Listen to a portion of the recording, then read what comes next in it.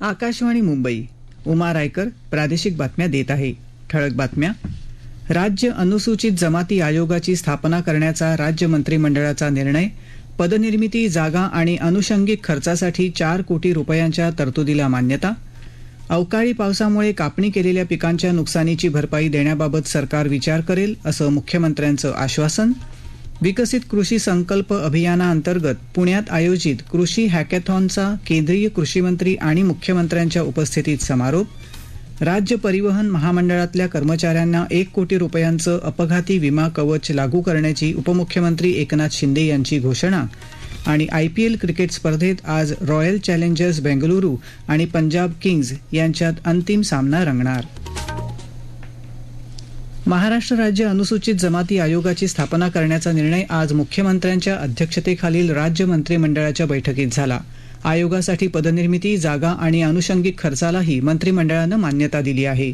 केंद्रीय स्तरावर अनुसूचित जाती आणि अनुसूचित जमाती यांच्याकरता 2 स्वतंत्र आयोग आहेत.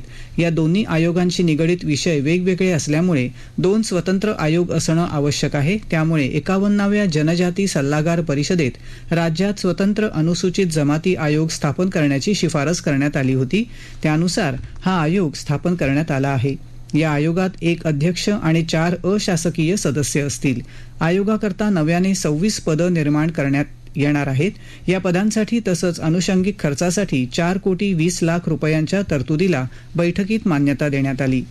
या आयोगाची स्थापना केली असली तरी महाराष्ट्र राज्य अनुसूचित जाती आयोगाचा आदिवासी विकास विभाग सुद्धा कार्यरत राहणार आहे. याशिवाय धारावी पुनर्विकास प्रकल्पासाठी दुग्ध व्यवसाय विकास विभागाची कुर्ला इथली 8.5 एकर जमीन हस्तांतरित करण्यासाठीच्या अटी आणि शर्तींमधल्या सुधारणांना मान्यता देण्यात आली आहे. यासह राज्य कामगार विमा महामंडळाचं 200 खाटांचं विमा कामगार रुग्णालय उभारण्यासाठी छत्रपती संभाजीनगर जिल्ह्यातल्या करोडी इथली 6 हेक्टर गायरान जमीन तसंच पुण्यातली बिबवेवाडी, अहिल्यानगर, सांगली, अमरावती, बल्लारपूर, सिन्नर, बारामती, सातारा आणि पनवेल इथल्या रुग्णालयांना जमीन द्यायला तत्वतः मान्यता देण्यात आली आहे.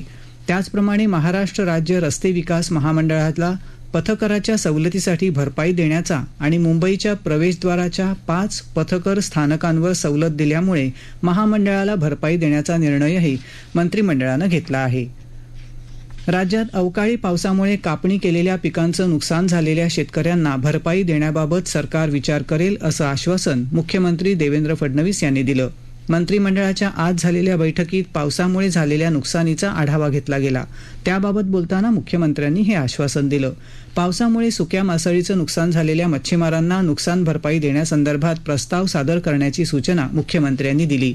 घराची दुरुस्ती आणि पुनर्बांधणीसाठी मदतीकरता तात्काळ निधी देण्याच्या मुख्यमंत्र्यांच्या सूचनेनुसार सुमारे 49 कोटी रुपयांचा निधी वितरित करण्यात आल्याची माहिती मदत आणि पुनर्वसन विभागाच्या प्रधान सचिव सोनिया सेठी यांनी या बैठकीत दिली. पिकं आणि कीडरोग मुक्त रोपं निर्मितीसाठीच्या क्लीन प्लांट कार्यक्रमाअंतर्गत देशातल्या 9 पैकी 3 केंद्र महाराष्ट्रात उभारणार असल्याची घोषणा केंद्रीय कृषीमंत्री शिवराजसिंह चौहान यांनी केली. विकसित कृषी संकल्प अभियानाअंतर्गत पुण्यात आयोजित कृषी हॅकॅथॉनच्या समारोप समारंभात ते आज बोलत होते. द्राक्षांचं केंद्र पुणे इथं, संत्र्यासाठी नागपूर आणि डाळिंबांसाठी सोलापूर इथं केंद्र सुरू करण्यात येणार असून या केंद्रांच्या आधारे राज्याचं फलोत्पादन क्षेत्र जगामध्ये आघाडी घेईल असा विश्वास त्यांनी व्यक्त केला. शेती क्षेत्रासमोर अनेक समस्या असताना शेतकऱ्याला सहाय्य करण्यासाठी आधुनिक तंत्रज्ञानाचा वापर हा एकमात्र उपाय आहे. हे तंत्रज्ञान शेतकऱ्यांपर्यंत पोहोचवणं गरजेचं असून त्यासाठी कृषी विभागानं पुढाकार घेऊन कृषी महाविद्यालयांमध्ये इन्क्युबेशन केंद्र तयार करावीत, असं आवाहन मुख्यमंत्री देवेंद्र फडणवीस यांनी यावेळी केलं. हॅकॅथॉन हे केवळ संशोधकापुरतं त्या ठिकाणी न राहता ते तंत्रज्ञान शेतीपर्यंत, बांधापर्यंत, शेतकऱ्यांपर्यंत पोचलं पाहिजे. अशा प्रकारची त्याची स्केलेबिलिटी, त्याचं स्टँडर्डायझेशन करायचं हा देखील या माध्यमातून प्रयत्न आहे. शेतकऱ्यांच्या फायदेशीर शेतीला दिशा देण्याचं कार्य कृषी हॅकॅथॉनने केलं आहे, असं उपमुख्यमंत्री अजित पवार यावेळी म्हणाले. यापुढील काळात विविध ठिकाणी असे उपक्रम राबवण्यात येतील, असं ते म्हणाले. राज्यातल्या 30 लाख बेघर जनतेला प्रधानमंत्री आवास योजनेअंतर्गत घरं मिळवून देणारं महाराष्ट्र हे पहिलंच राज्य असल्याचं मुख्यमंत्री देवेंद्र फडणवीस यांनी म्हटलं आहे. प्रधानमंत्री आवास योजनेअंतर्गत ग्रामीण लाभार्थी मेळावा आज पुण्यात झाला, त्यावेळी ते बोलत होते. या घरांसाठी 80,000 कोटी रुपये खर्चाची तरतूद केंद्र सरकारनं केली असून राज्य सरकारतर्फे प्रत्येक लाभार्थ्याला 50,000 रुपयांचं अनुदान देणार असल्याचं ते पुढे म्हणाले. यावेळी केंद्रीय ग्रामविकास आणि कृषी मंत्री शिवराजसिंह चौहान, उपमुख्यमंत्री अजित पवार आणि इतर मान्यवर उपस्थित होते. या समारंभात महाआवास राज्यस्तरीय पुरस्कारांचं वितरण झालं, तसंच काही लाभार्थ्यांना त्यांच्या घरांच्या प्रतिकात्मक चाव्या प्रदान करण्यात आल्या. या प्रादेशिक बातम्या आकाशवाणीच्या मुंबई केंद्रावरून देत आहोत. आकाशवाणी मराठी बातम्या या पॉडकास्ट चॅनलवर बातमीपत्राचं ध्वनिमुद्रण कधीही ऐकता येईल.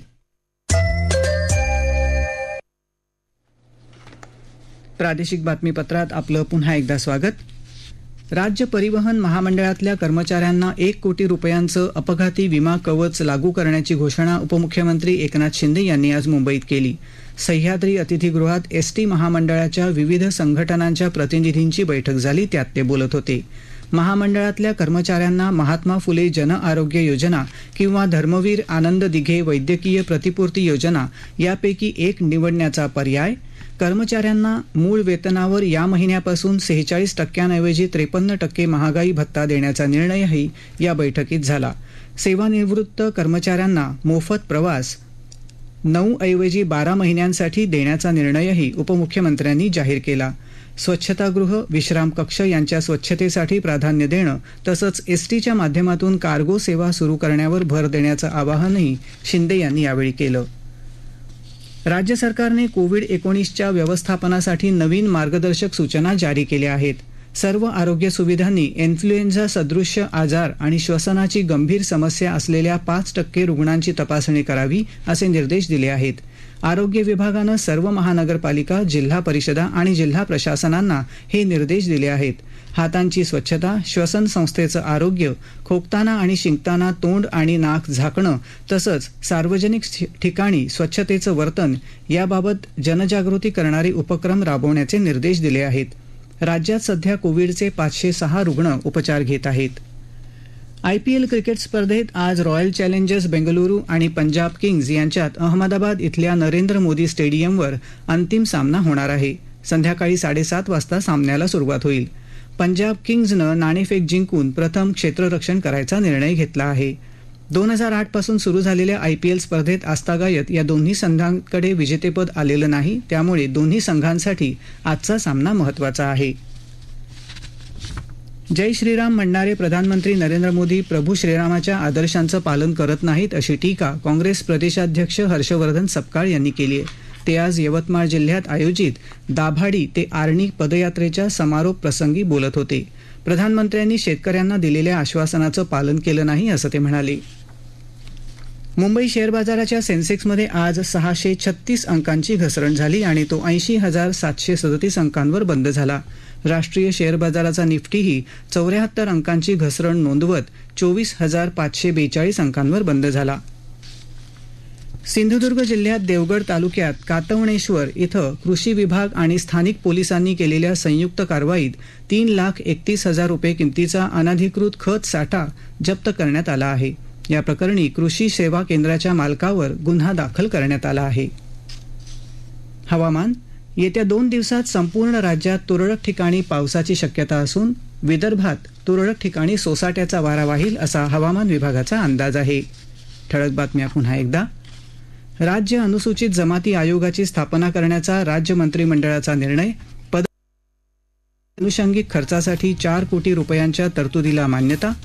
अवकाळी पावसामुळे कापणी केलेल्या पिकांच्या नुकसानीची भरपाई देण्याबाबत सरकार विचार करेल असं मुख्यमंत्र्यांचं आश्वासन.